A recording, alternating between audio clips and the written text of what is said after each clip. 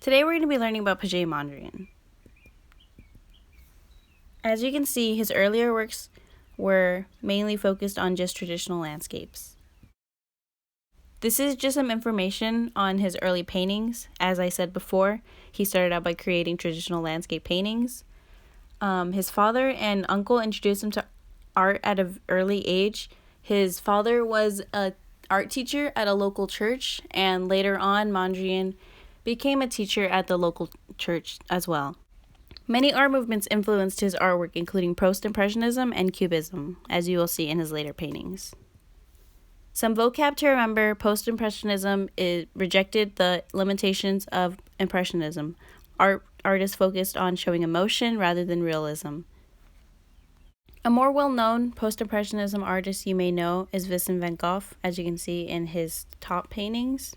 You can see the emotion, the movement in his works. And the bottom two, Paul Cézanne and Paul Gauguin. You can see that as well.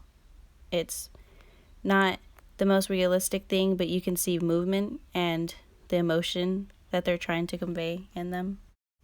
Another vocab word to remember is cubism. These artists started changing their viewpoints and perspectives they created paintings in. Geometric shapes are the main usage of cubism, as you can see from these paintings by Pablo Picasso, Salvador Dali, and George Braque. You can see the influence post-impressionism and cubism had on Mondrian during his transition into his new work. You can see here all the shapes, the geometric figures in his work. And now we move on to his new painting style. He evolved from doing Dutch landscapes into a new style he was proud of. His new paintings were strongly influenced by Pablo Picasso, Theo van Doesburg, George Braque, and Vincent van Gogh. Unfortunately, his new style of artwork didn't become popular or start selling until 1925, and as you had seen from the first slide, he passed away in 1944, so that only left 19 years for him to start his successful artwork career.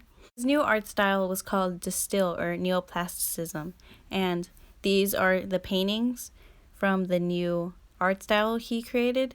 The one on the very left is the last finished artwork he ever created, and on the very right is the very first artwork he created in this style. Here's a quote from Mondrian himself that I think really captures what exactly neoplasticism is. So it says, "This new plastic ideal will ignore the particulars of appearance. On the contrary, it should find its expression in the abstraction of form and color. That is to say, in the straight line and the clearly defined primary color." So with all that information in mind about what this new art movement he created is, we're going to be creating Mondrian-inspired cubes. As you can see from his definition of his new art style, the primary elements that you'll see from it is his use of primary colors and bold lines.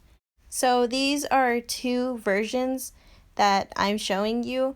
The top one is if there's not enough primary colors, you're just gonna use 3 colors that are around the same value.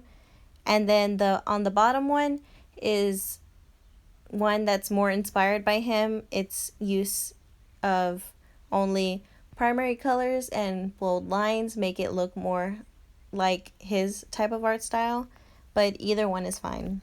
Okay, so we're gonna first start off with our materials. So you're gonna have this template of a square on your table, along with the 3 colors that you're gonna use. You could have the primary colors if you wanted, if you had them.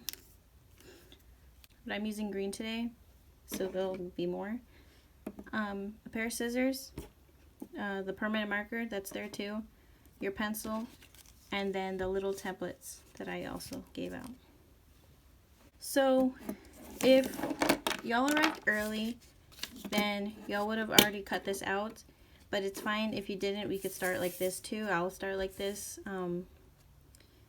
We're gonna first start off by taking out this and grabbing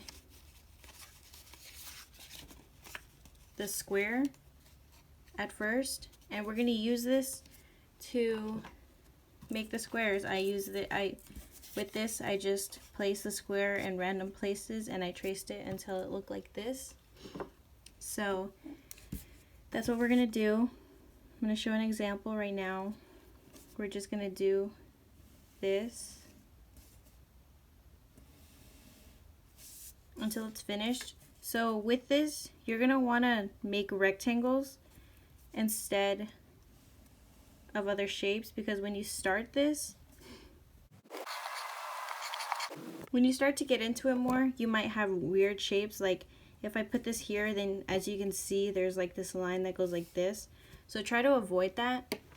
As you can see, I didn't do it on this one, and it kind of looks weird on the parts that I didn't. So just kind of avoid that and try to make them all rectangles or squares. Just four-sided. So instead of putting it right here, I'd rather just put it right here so I wouldn't have to do any extra lines. Just like that. So we're going to continue doing this until our whole page is complete. I also gave some other shapes. So we have the square, we have a rectangle. There's like different ones in each. There's this bigger one that looks more like a square. I glued some together so they look like this, so you wouldn't have to like do them all. If you wanted to, you could just like line them up, trace this out, but you don't have to use those. I think I'm just gonna really stick with this one to do all my shapes. So, but those are available if you want to use them.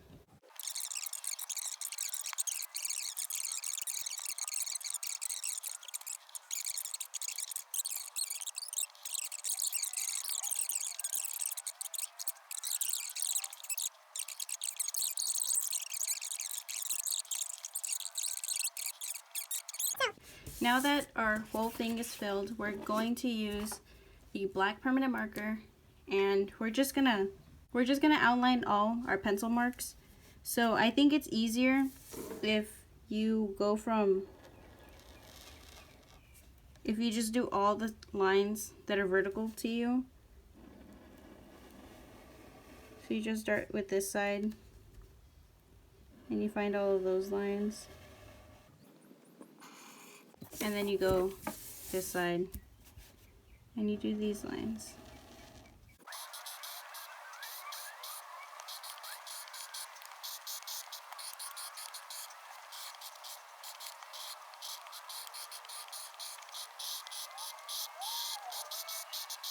So now that we're finished with this, we're just gonna take an eraser.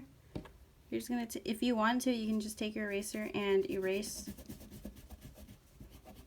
everything that you don't, all the pencil marks that you don't want on there. Now that that's done, we're gonna go with our 3 colors and we're gonna start coloring it. So you don't want to go too overboard with this, but with these you're just gonna want to color them in as you want to. You can just color them in as you feel they should be until you're finished.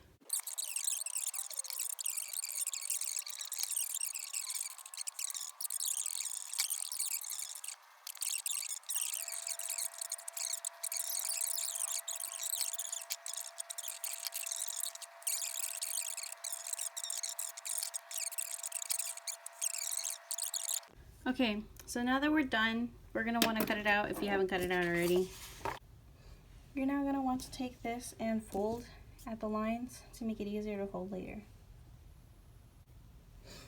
Okay, now using either your pencil or a pair of scissors, we're going to make a little hole at the top.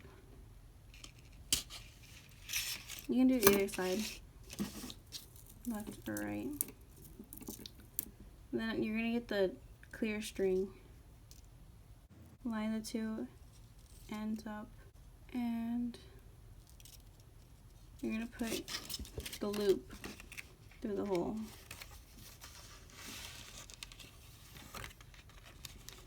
Once the loop is through the hole, like this, you're going to put the ends through it.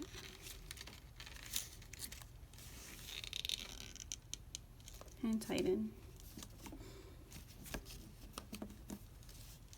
And now it's time to glue it. So, maybe kind of hard with these things there, but these you can use to hang it up, or you can use it for the later part. So now you glue it.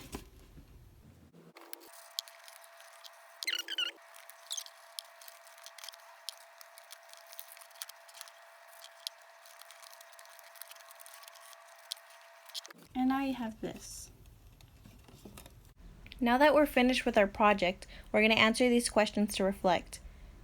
You're going to use the piece of paper with a punch hole in it, and once you're finished answering the questions and putting your name, you're going to attach it to your cube, and then you'll be finished. If there aren't any last questions, then we're all done.